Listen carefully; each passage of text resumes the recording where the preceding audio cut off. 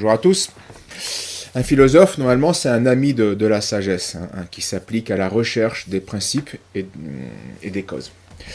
Donc distinguer, et c'est le propre du philosophe, distinguer, faire la différence entre ne pas confondre l'essentiel de l'accidentel.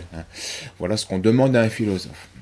Et ensuite, on lui demande aussi d'avoir un esprit, bien sûr, critique, pour savoir ensuite exposer avec méthode les choses qu'il a à dire. Bien, tout cela manque à Michel Onfray lorsqu'il aborde notre Seigneur Jésus-Christ. Là, il mélange tout et il confond tout. On le fait naître dans un endroit où effectivement tout est en relation avec la descendance davidique. On lui fait voir le jour dans un endroit où il y aura, comme par hasard, un phénomène céleste qui, comme par hasard, apportera des rois mages qui, comme par hasard, Gaspard, Melchior et Balthazar, sont l'un jaune, l'autre noir et l'autre blanc. Et si on peut croire ça, on le croit, d'accord, mais on peut aussi se dire que finalement, c'est allégorique et c'est symbolique, que les trois couleurs, c'est l'humanité tout entière. Oui. Et que donc les présages qui sont annoncés habituellement par les comètes dans l'Antiquité nous signifie que quelque chose d'important va avoir lieu pour l'ensemble de la planète. C'est ça le discours. Donc la proposition que je fais, c'est une lecture allégorique. C'est qu'à chaque fois que quelque chose est dit, on aille voir ce que ça signifie d'un point de vue allégorique. Il confond tout. Ce n'est pas l'allégorie qui produit la réalité, mais c'est la réalité qui permet une allégorie. L'effet que les mages auraient été l'un noir, l'autre jaune, l'autre blanc, n'est pas un fait évangélique. Ça n'a rien à voir avec les évangiles. Les évangiles ne disent rien à ce sujet.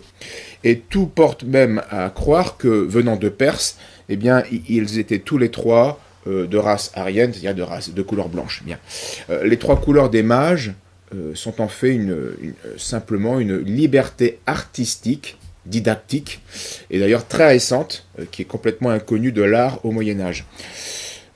Donc une liberté artistique pour expliciter la portée symbolique et même théologique du fait que les mages viennent adorer Jésus.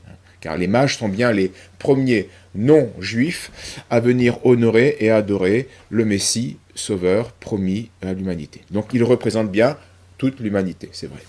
Et ce fait a été prophétisé par les prophètes d'Israël. Ce n'est pas une invention de l'époque de Jésus-Christ, ça a été dit d'abord par les prophètes même d'Israël. Les nations viendront partager l'héritage, le privilège divin de faire partie du peuple de Dieu. Et en effet, cette prophétie s'est réalisée non en un instant, le jour des mages évidemment, mais dans le temps, peu à peu, des blancs, des jaunes, des noirs, bref, des tribus et des races de tous les peuples, de toutes les nations sont venus rendre hommage à Jésus-Christ. Et c'est pour rendre compte de cette prophétie et de cette réalité que les artistes, peu à peu, se sont mis à mettre une couleur différente pour les rois mages, les trois mages. Et c'est le même phénomène artistique et didactique qui a poussé à choisir le nombre 3, car là aussi il y a une incertitude. Et à donner à chacun un nom. Bien. Les plus anciennes représentations dans les catacombes ne leur donnent aucun attribut royal. C'est une opinion populaire, certes, qui a fait d'eux des rois, mais ce n'est pas du tout évangélique. Et c'est par le sens accommodatis d'un texte du psaume 71, qui dit, on l'a dans la liturgie pour les mêmes raisons, les rois de Tarsis et des îles lui paieront un tribut, les rois de Séba et de Saba lui offriront des présents. Donc on suppose aussi généralement qu'ils sont 3, parce qu'il y a eu 3 présents offerts, or, encens et myrrhe, mais c'est la seule raison. Les Syriens et les Arméniens en comptaient 12 mages, et puis d'anciens documents, monuments, on y voit 3, parfois que 2, parfois 8, 4, bien. Là, donc quant au nom et à leur nombre, aucune certitude. Cela diffère des temps, et donc il n'y a rien d'authentique sur ce sujet-là. Pas de certitude. On peut donc contester ces choix, évidemment, artistiques et didactiques. Mais on ne peut pas nier le fait primordial qui l'a induit et qui nous vient du témoignage direct d'un des témoins de la scène, et non des moindres, puisque c'est la mère de Dieu, la mère du Messie, qui a reçu elle-même pour son fils, au nom de son fils, l'or, l'encens et la myrrhe, pour son fils nouveau-né. Bien. Donc ne pas faire la différence entre le fait d'origine et les libertés ensuite artistiques, didactiques à travers le temps, que ce fait a provoqué, c'est un signe d'une grossière ignorance et plutôt d'une vile méchanceté et malhonnêteté. Moi, comme mon père m'enseigne l'histoire sainte, on y est là à Noël, mais il y avait Gaspard, Melchior et Balthazar. Comme par hasard, il y a un noir, un jaune, un blanc. Mais comme par hasard. Hein. On peut aussi dire, ils n'ont pas existé, simplement ça veut dire quoi? Ça veut dire que le monde entier accueille la bonne nouvelle qui est la naissance de Jésus. Donc ne croyez pas, il y a quelqu'un qui pourrait dire, mais moi c'était mon arrière-arrière-grand-père Gaspard, et puis Melchior, on l'a bien connu aussi, parce que, etc. Non, on n'en parle nulle part ailleurs, parce que on fabrique trois individus qui ont les trois couleurs de peau qui font l'humanité, et cette espèce de comète, il y a des gens qui disent, mais on va faire un petit peu d'astrophysique, à quoi ressemblait le ciel à l'époque, c'est quoi cette étoile filante qui nous indique la direction, etc. Mais bien sûr que non, il ne faut pas aller voir ça du côté de l'astrophysique en disant, on va demander à des gens qui nous reconstituent le ciel de l'époque. Ça, c'est du positivisme du 19e siècle. Et je trouve que c'est pas la bonne façon d'aborder Jésus et la question de Jésus. Je dis, à chaque fois que quelque chose a lieu, il faut le décoder d'un point de vue allégorique. C'est-à-dire que la bonne naissance, évangile, la bonne naissance, la bonne nouvelle, elle est qu'un individu nous annonce que ce que les Juifs annonçaient a eu lieu. Et on l'annonce à l'humanité entière. Ça prend la forme de Gaspard, Melchior et Balthazar. Et cette comète, elle est là pour nous expliquer qu'à chaque fois, dans toute l'histoire de l'Antiquité, on sait que les comètes annoncent des présages. Donc il ne s'agit pas de chercher une comète dans un ciel de cette époque-là, etc. C'est juste que le merveilleux est construit pour nous annoncer que le logos est advenu, que le verbe est advenu. Et qu'est-ce que l'avènement du logos et du verbe, si ce n'est la possibilité pour le Messie annoncé verbalement d'avoir été incarné? Donc la question de l'incarnation, elle est là. L'incarnation de Jésus, elle est pour moi conceptuelle. Alors, là encore, Onfray montre ses limites. Il est certain que Dieu parlait aux Juifs plutôt par les prophéties, et qu'il parlait aux non-Juifs plutôt par les signes du ciel, les signes astronomiques. Et c'est logique, puisque Dieu prend les gens là où ils sont. Les Juifs croyaient aux Écritures, pas les non-Juifs. Les Juifs avaient la révélation, mais pas les païens. Mais par contre, tous les peuples antiques observaient le ciel et pour y découvrir des signes. C'est comme ça, c'est une coutume habituelle.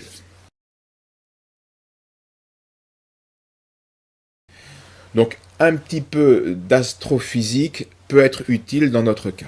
Car justement, ce que le vocabulaire évangélique désigne sous le nom de mage, eh bien, ce sont à l'époque, eh bien, justement, les membres d'une caste particulière chargée du culte chez les Mèdes et chez les Perses.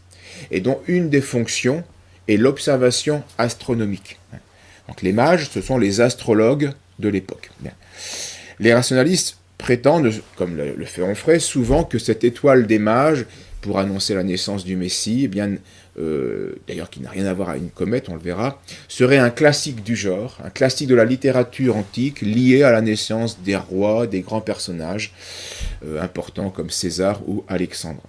Donc Matthieu aurait bricolé son récit en reprenant ce thème pour en faire du merveilleux au sujet du Christ.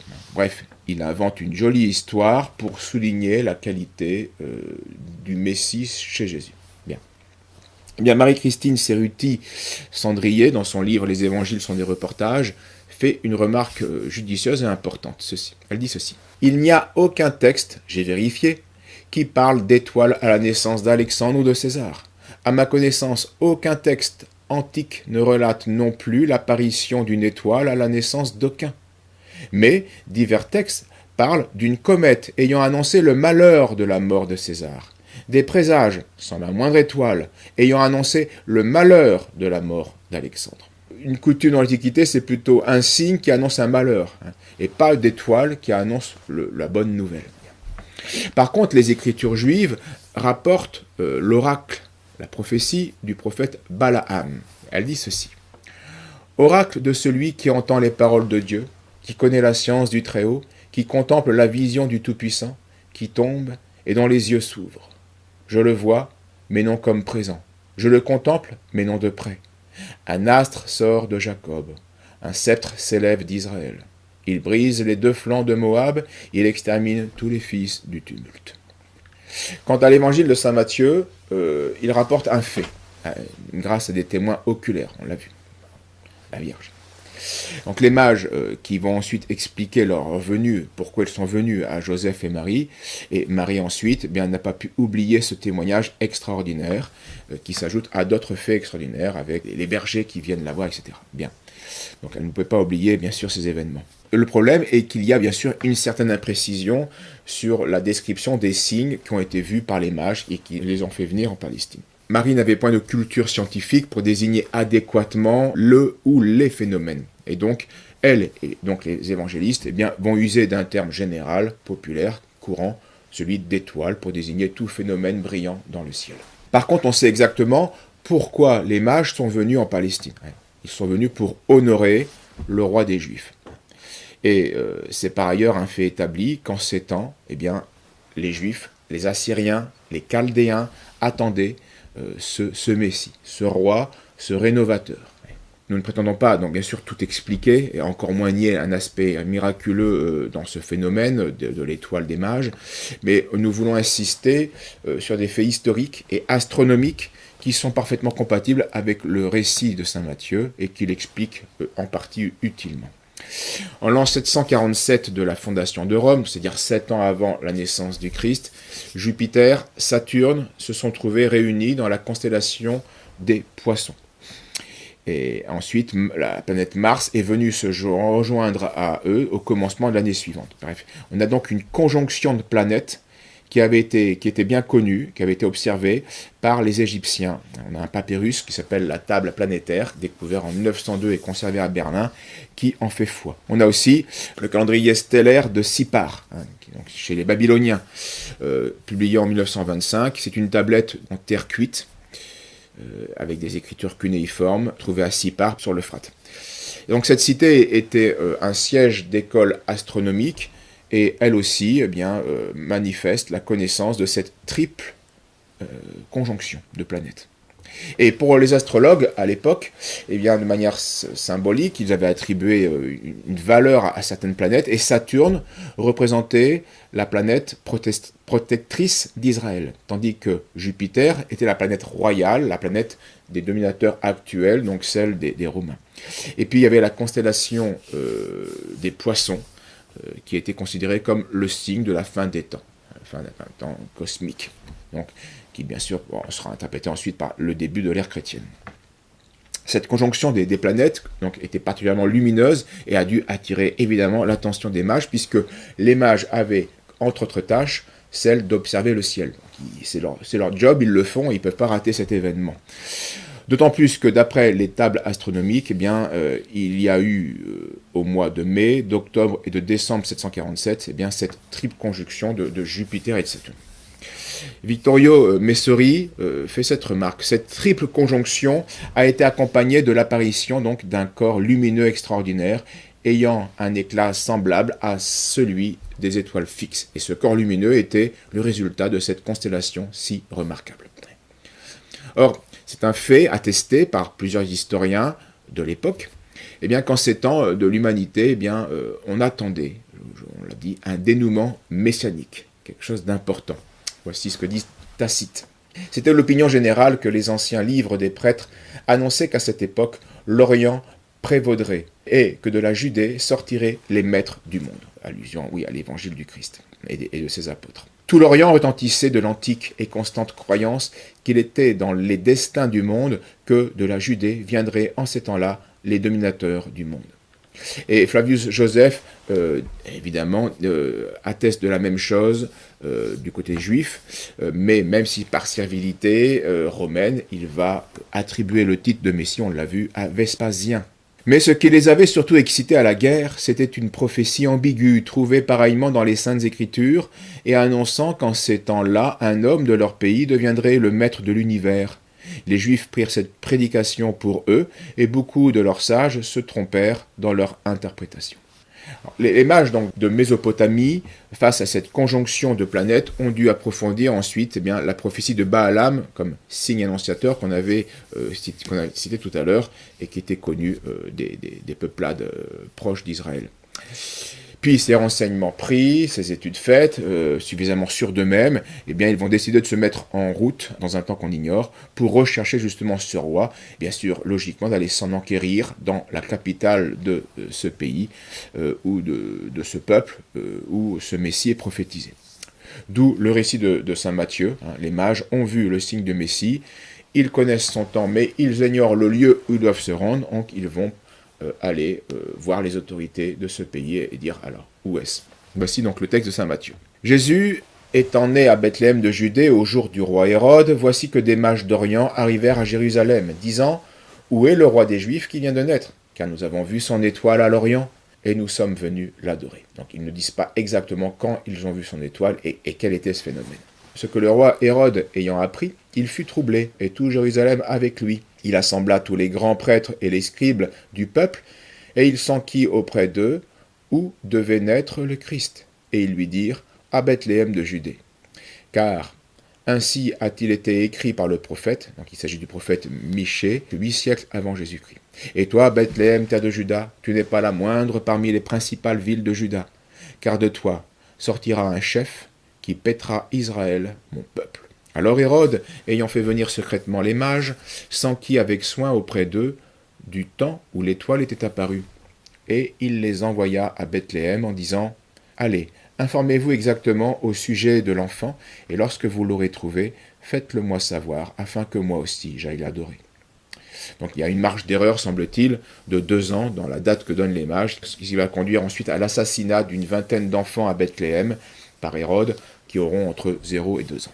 Ayant entendu les paroles du roi, ils partirent. Et voilà que l'étoile qu'ils avaient vue à l'Orient allait devant eux, jusqu'à ce que, devenant au-dessus du lieu où était l'enfant, elle s'arrêta. À la vue de l'étoile, ils eurent une très grande joie. Donc là, saint Matthieu nous parle d'une étoile qui n'est pas évidemment une étoile ordinaire, qui ne peut pas être un météore, une comète, rien à voir avec tout cela. Et de la manière dont parle l'évangéliste, Ecce Stella, voici cette étoile, il semble bien qu'on est en face à la réapparition d'un phénomène stellaire inattendu. Matthieu parle non pas en astrologue, on le rappelle, mais de manière impropre, populaire. C'est quelque chose qui brille dans le ciel. Alors, planète réfléchissante, soleil lointain, comète, météore, tout ça paraît peu probable. En tout cas, une étoile que les mages avaient vue en Orient et qu'ils n'avaient pas revue depuis leur départ. Donc cette nouvelle assurance détruit en eux la mauvaise impression bien qu'ils avaient pu avoir face à l'ignorance et le trouble qu'ils avaient causé à Hérode devant Hérode et ses sujets. Mais rien n'oblige de comprendre que cette étoile soit au sens strict le même phénomène vu 7 ans plus tôt avec cette conjonction de l'étoile. Ce qui est de toute façon astronomiquement impossible vu l'époque où on est. Saint Augustin et Saint Jean Chrysostome, à la suite de la tradition, soutiennent que l'étoile des mages est un phénomène nouveau qui va apparaître de manière miraculeuse pour l'enfantement de la Vierge. L'étoile des mages, dit saint Thomas d'Aquin, ne fut pas une comète, ni un météore, ni aucun astre que nous voyons briller au firmament. Ce fut une étoile créée exprès, un phénomène donc provisoire et miraculeux. Et on ne peut pas conclure de manière plus précise sur ce phénomène. Ils entrèrent dans la maison, trouvèrent l'enfant avec Marie, sa mère, et se prosternant, ils l'adorèrent, puis ouvrant leur trésor, ils lui offrirent des présents, de l'or, de l'encens et de la myrrhe.